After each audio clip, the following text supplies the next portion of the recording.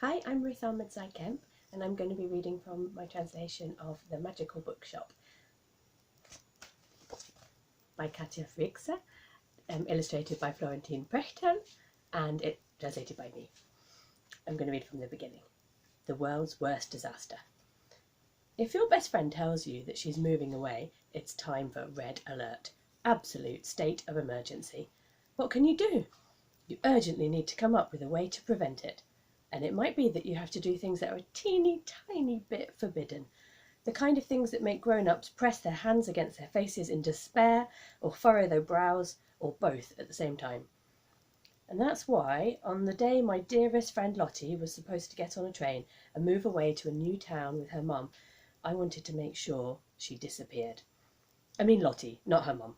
Lottie had of course agreed to this plan of action and had helped me with the preparations.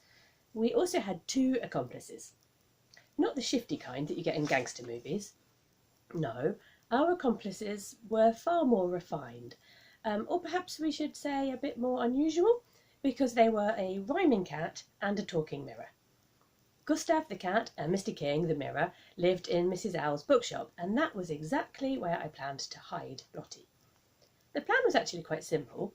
Mrs. Owl arrived every morning at 8 o'clock on her bright green bicycle, with Gustav the cat perched in the front basket.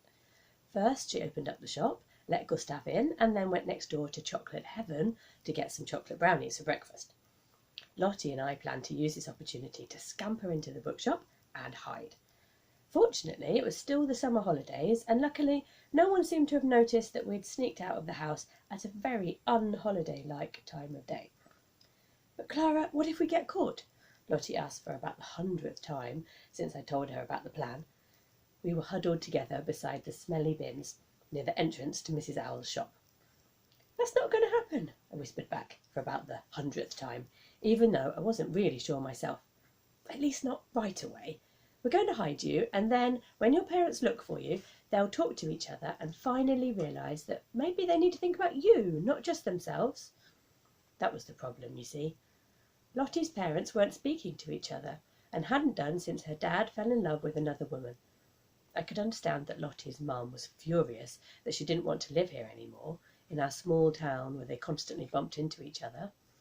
But moving 100 miles away and taking Lottie with her, that simply wasn't acceptable. "I hope it works," said Lottie. I squeezed her hand to give us both courage. "Look, she's coming." My heart started pounding as Mrs. Owl leaned her bike against the tree in front of the shop. Gustav, who was sitting as always in the little basket on the handlebars, craned his black and grey stripy neck to peer around attentively. When he spotted us, he quickly looked the other way. Lottie and I held our breath as Mrs. Owl opened the bookshop door with a whistle, let Gustav in, and headed back out for Chocolate Heaven. Phew, so far so good. Mr. King often scolded Mrs. Owl for leaving the shop open for every Tom, Dick and Harry to come in and steal the books, but then she always just stroked his thick gold frame and said, "My dearest mirror, books cannot be stolen. They always come back to their owner." And most of the time this reassured Mr. King. As soon as Mrs. Owl disappeared into the cake shop, Lottie and I leapt out of our hiding place. "I'll keep watch," cried Mr. King as we stormed into the bookshop and dashed upstairs to the children's book section. Gustav leapt after us, chattering away excitedly. "I can't believe what I'm seeing," he mewed. "It's like a thriller with you 2 fleeing." Lottie was the first to reach the small staircase, and she climbed at lightning speed up to the mezzanine level. This cosy corner overlooking the rest of the shop, with its wooden floorboards and handrail, was the children's realm, and for Lottie and me there was no better place in the world. We spent whole days lounging around on the comfy beanbags, reading our favourite books. But there'd been no browsing today, I had to make sure of that. "Lie flat on your tummy at the back," I whispered, and Lottie pressed herself against the floorboards, just as we had discussed yesterday. I pushed 2 beanbags in front of her, until she was completely hidden from view. "Is that okay?" I asked Gustav, who was now standing at the shop door, looking up in our direction with his green eyes. "For all I stare and all I know, not even a strand of hair on show," he confirmed. "Perfect." "Are you okay, Lottie?" I asked. The response was a muffled "mm-hmm," which I interpreted as yes. A weight lifted from my heart because the first part of our mission was complete. Now Lottie just had to stay undetected until her parents started looking for her, together. I dashed down the steps from the mezzanine level, and not a second too early. "Attention, Mrs. Owl's coming in to land!" Mr. King's voice boomed through the shop, so I quickly dropped down onto a beanbag at the foot of the staircase, grabbed a book, and pretended to read. Gustav jumped into his usual spot, a green armchair in front of the poetry shelves, curled up and closed his eyes. "I'll curl up in this heap and pretend to be asleep," he hissed, before the door opened with a loud tinkle of the bell. "Good morning," chimed Mrs. Owl as she walked into the shop carrying a large paper bag from Chocolate Heaven. She flung her shoes into a corner, for there was nothing Mrs. Owl liked better than walking around barefoot.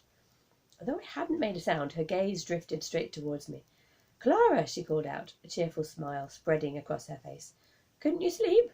Or what else would drive you out of the house so early in the holidays?" She held her nose in the air and sniffed. What's that interesting smell?"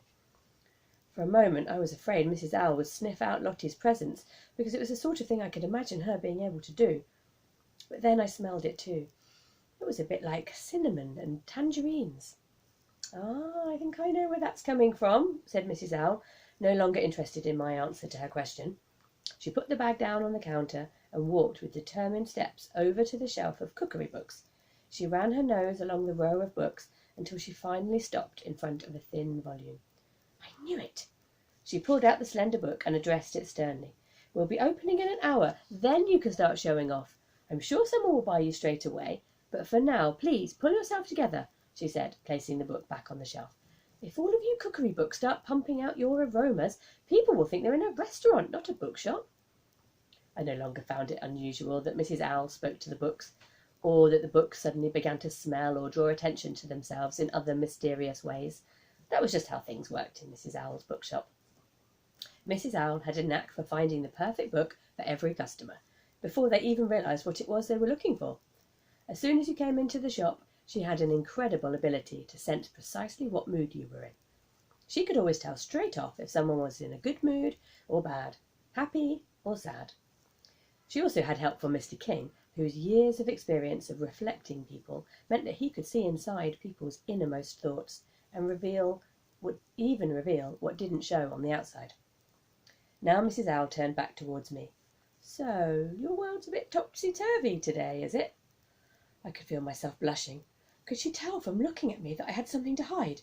That I'd helped Lottie hide up on the mezzanine? "No," I stuttered.